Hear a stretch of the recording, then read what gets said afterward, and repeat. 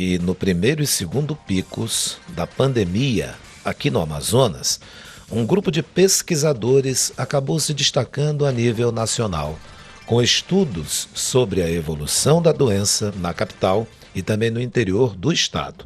Um deles, o biólogo e doutorando pelo INPA, Instituto Nacional de Pesquisas da Amazônia, Lucas Ferrante, vem sofrendo ameaças por conta da publicação das pesquisas.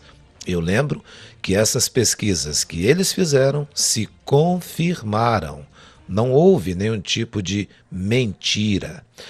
Bem, nós convidamos o pesquisador, que é um jovem pesquisador por sinal, para falar sobre essas ameaças e a repercussão dos seus estudos também. Biólogo, doutorando pelo INPA, pesquisador Lucas Ferrante. Bom dia. Bom dia, Patrick. É um prazer estar aqui com você conversando mais uma vez. Ó, primeiro, nossa solidariedade, viu, ao senhor, aos seus colegas também, que nada estão fazendo a não ser estudando, divulgando o resultado dos seus estudos, alertando as autoridades, muitas não ouvem e depois aí ficam feito barata tonta, mas a nossa solidariedade é ao senhor inicialmente. Ano passado o senhor já Agradeço. vinha alertando para a possibilidade dessa segunda onda no estado, né? Sim, esse estudo ele foi publicado com 4 meses de antecedência. É importante dizer que ele foi publicado na revista Nature, que é o maior periódico científico do mundo. Tínhamos uma equipe formada por médicos, imunologistas, matemáticos, uma equipe multidisciplinar, com pessoas extremamente especializadas na área, dentre eles o maior modelista epidemiológico do Brasil, que é o professor Henrique Duxmal. Eu tive o prazer de coordenar esse estudo, passou pela revisão pelos pares, anunciando com mais de 4 meses que o estado do Amazonas ainda estava vulnerável e precisava tomar medidas ou as ações políticas condenariam o estado a uma segunda onda do Covid-19, assim como se viu. Bem, nesse ano o senhor foi até a tribuna da Assembleia Legislativa do Estado do Amazonas, de posse desses números, e eu lembro que a sua ida lá foi para alertar aquela Casa Legislativa Estadual sobre a terceira onda da Covid-19.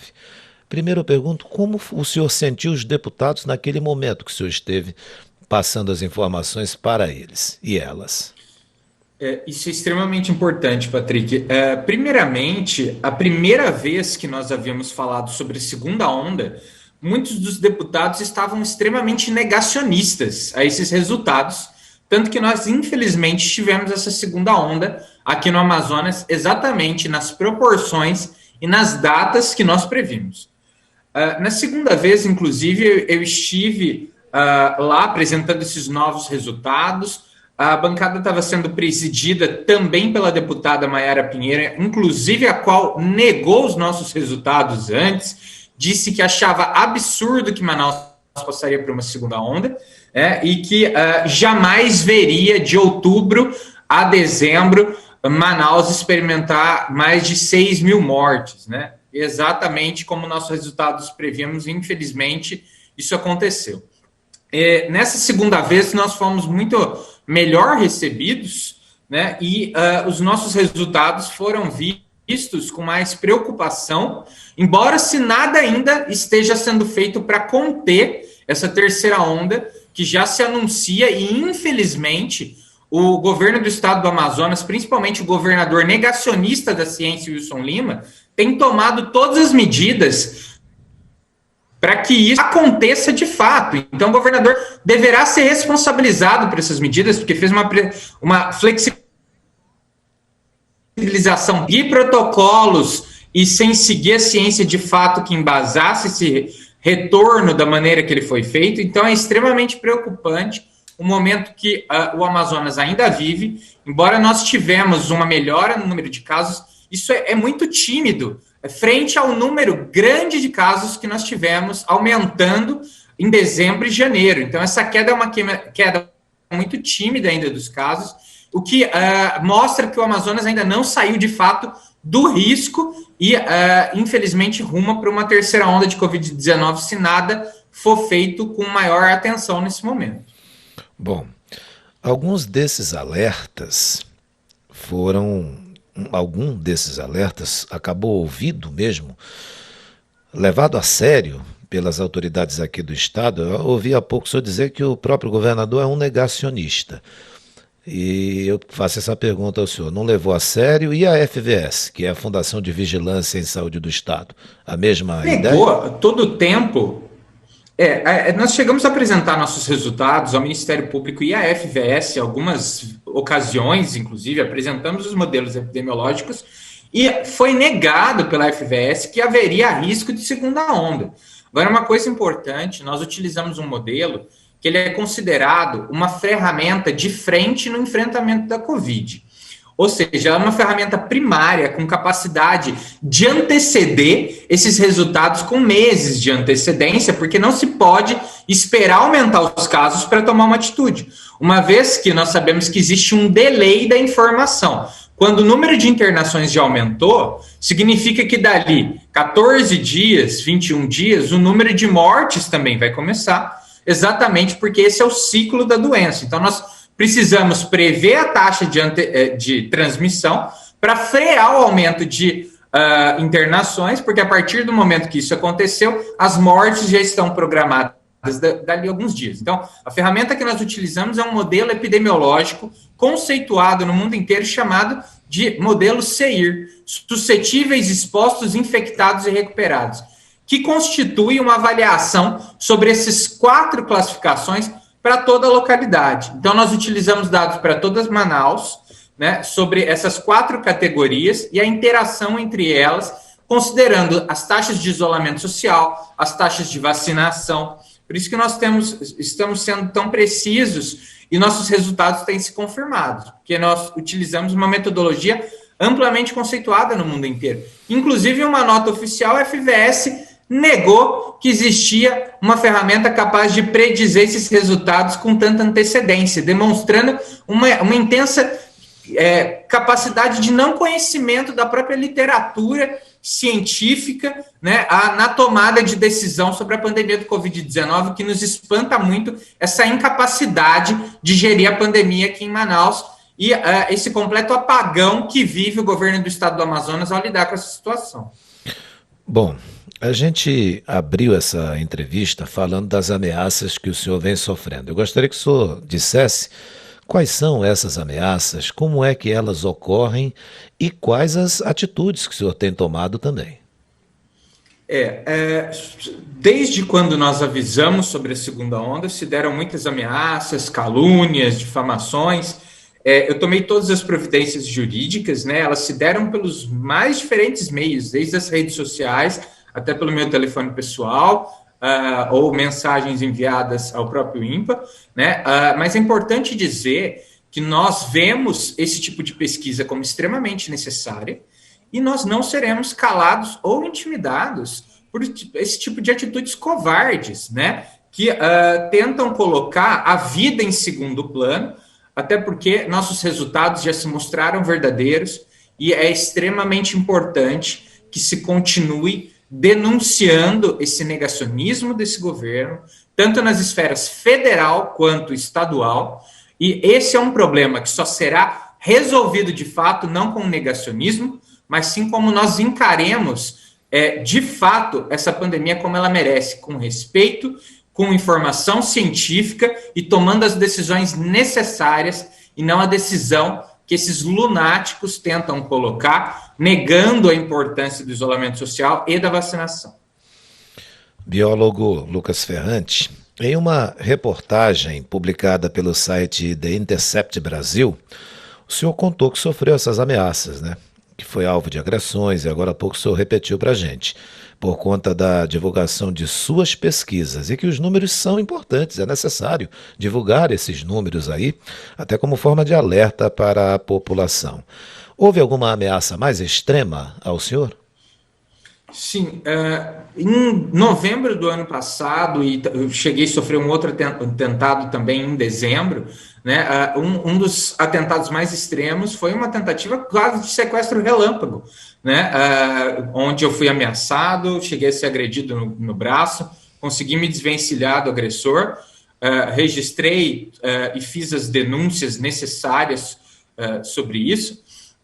Mas, de fato, existe uma intenção de silenciar os pesquisadores do meu grupo, né, e a mim, e isso é extremamente preocupante, porque nós estamos vendo que, de fato, as nossas pesquisas têm salvado vidas. Se nós não tivéssemos alertado sobre a segunda onda, muito mais mortes teriam acontecido, de pessoas que talvez tenham achado que era seguro rescindir o isolamento social naquele momento. E, além disso, se nós tivéssemos sido ouvidos, como de fato apresentamos os resultados, só para Manaus nós teríamos conseguido poupar mais de 6 mil mortes, né? Então, é extremamente importante que se continue fazendo esse tipo de atividade. E, como eu mencionei, nós não vamos nos deixar intimidar por esse tipo de covardia e por esses negacionistas. É extremamente importante que se continue fazendo isso. E nosso compromisso é com a ciência, com a verdade, com a vida.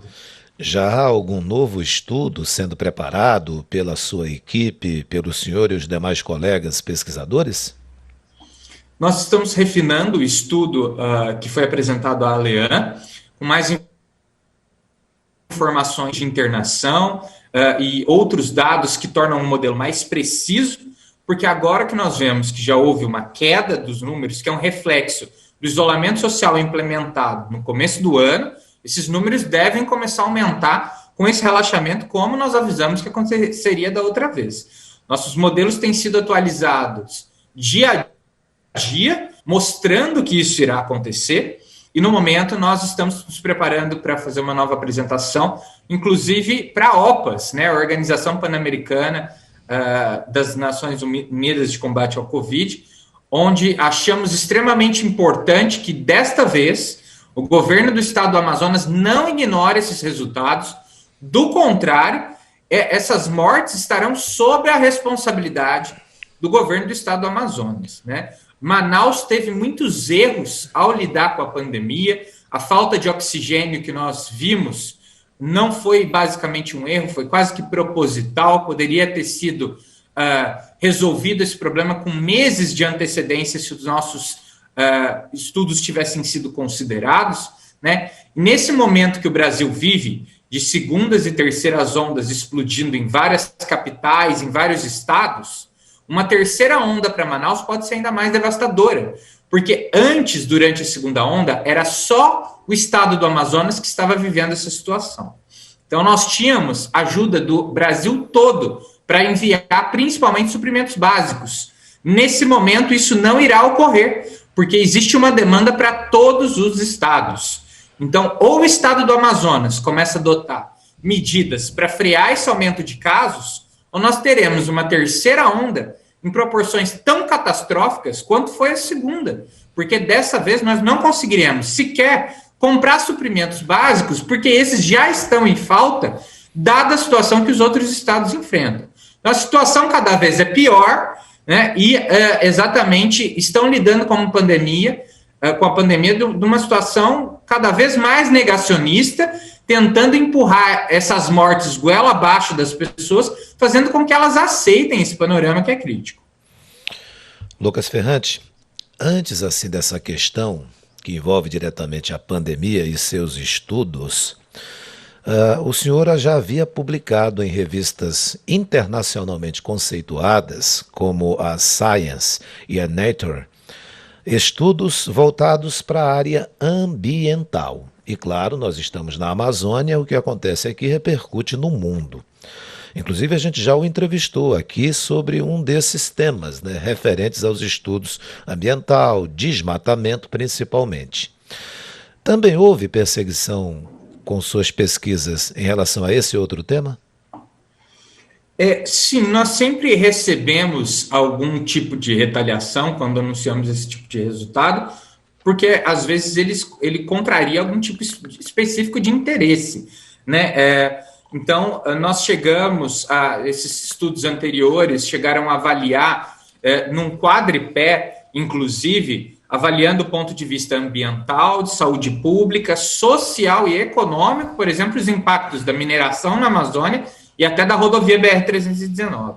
Né? Então, quando nós alertamos sobre esses riscos, normalmente alguma parcela fica insatisfeita e, infelizmente, não considera que esses estudos avisam para uma questão que pode ser mais grave do que o bem que determinados empreendimentos podem causar, né? Felizmente, nós estamos sendo bem ouvidos pelo Ministério Público, principalmente, que tem considerado nossos resultados, mas é de se esperar sempre algum tipo de desaprovação de uma parcela da população quando se apresenta um estudo que se questiona algumas coisas que, de fato, uma parcela mais ignorante da população não percebe a necessidade de se considerar esses estudos a determinados empreendimentos. Biólogo, doutorando pelo INPA, Lucas Ferrante, muito obrigado por tua participação. Boa semana. Novamente a nossa solidariedade a você, aos demais trabalhadores dessa área, pesquisadores que não inventam, estudam e, de acordo com seus estudos, publicam. E, segundo sua publicação, são aí chamados para entrevistas no Brasil e no mundo. Mais uma vez, obrigado, boa semana e cuide-se.